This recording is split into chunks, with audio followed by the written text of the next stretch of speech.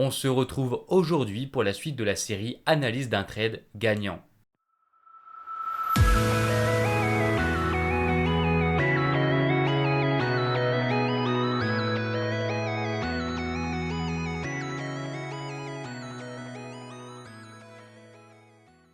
Bonjour à tous et j'espère que vous allez bien. Dans cette vidéo, nous allons décortiquer l'analyse d'un trade gagnant sur la paire de devises euro-CHF. Bien sûr, la stratégie utilisée pour cette vidéo est la stratégie Forex, disponible gratuitement sur ma chaîne YouTube, que vous pouvez retrouver directement à l'écran. Et comme d'habitude, je vais vous expliquer comment j'ai réalisé mon analyse technique, comment je suis rentré en position, comment j'ai défini ma limite de perte et ma prise de profit et comment j'ai managé le trade ainsi que les résultats du trade. Bien, premièrement, nous allons voir comment j'ai réalisé mon analyse technique sur la paire euro-CHF. Étape numéro 1, rechercher et identifier une structure en deux parties bien distinctes, une tendance claire suivie d'une consolidation ou une figure de retournement. Sur notre graphique, on observe bien une tendance haussière marquée de points hauts de plus en plus hauts entre le 23 août et le 21 septembre 2021.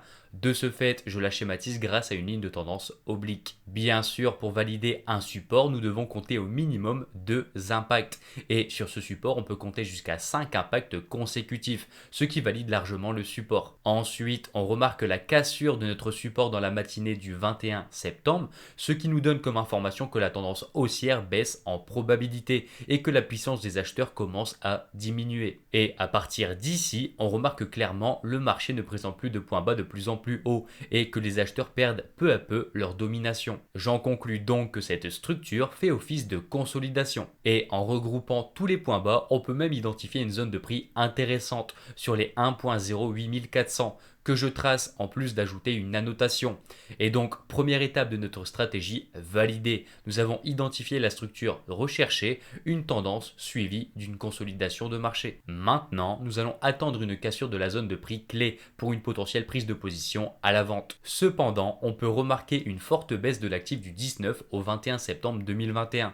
Et comme appris dans les bases du trading, ne jamais vous positionner sur un trade ayant précédemment évolué trop brusquement, sous risque que le marché retrace soit important et vienne ensuite toucher votre stop loss. Et donc, pour résoudre ce problème, nous allons attendre soit un retracement ou une légère consolidation avant de nous positionner sur le marché à la vente pour éviter de nous faire sortir par un potentiel retracement. Quelques heures plus tard, le marché clôture sous notre zone de prix mais sans notre consolidation attendue.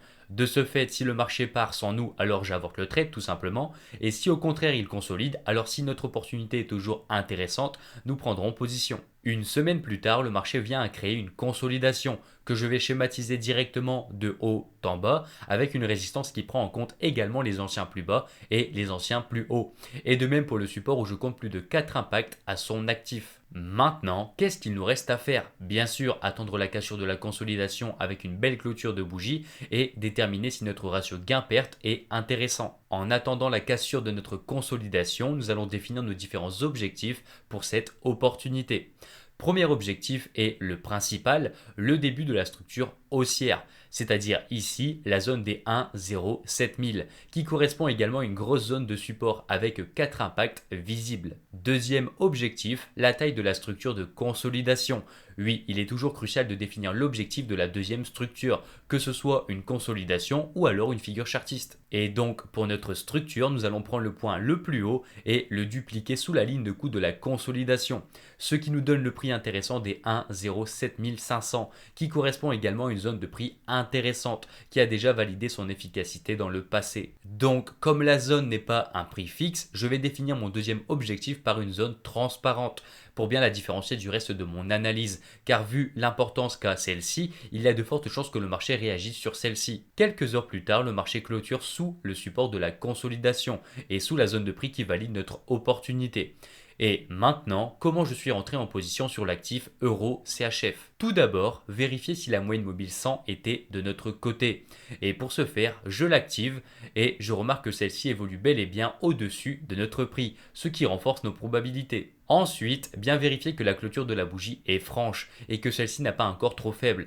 Et on peut même remarquer que celle-ci englobe les 3 dernières et qu'elle vient de rejeter fortement la zone de prix. Et donc on en conclut que la bougie est vraiment intéressante pour une prise de position à la vente. Bien, maintenant, j'identifie si le marché me présente un ratio gain-perte perte de minimum 1 pour 2,5.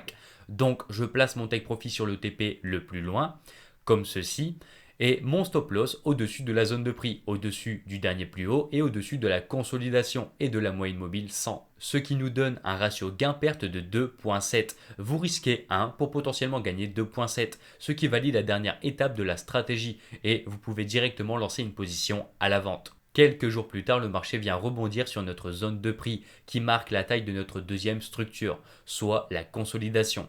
Le rebond s'effectue en 2 nuits et vous n'aurez pas pu manager votre trade directement au rebond de la zone de prix des 1,07500. Et donc à partir de là, pour manager votre trade, il vous reste 2 options.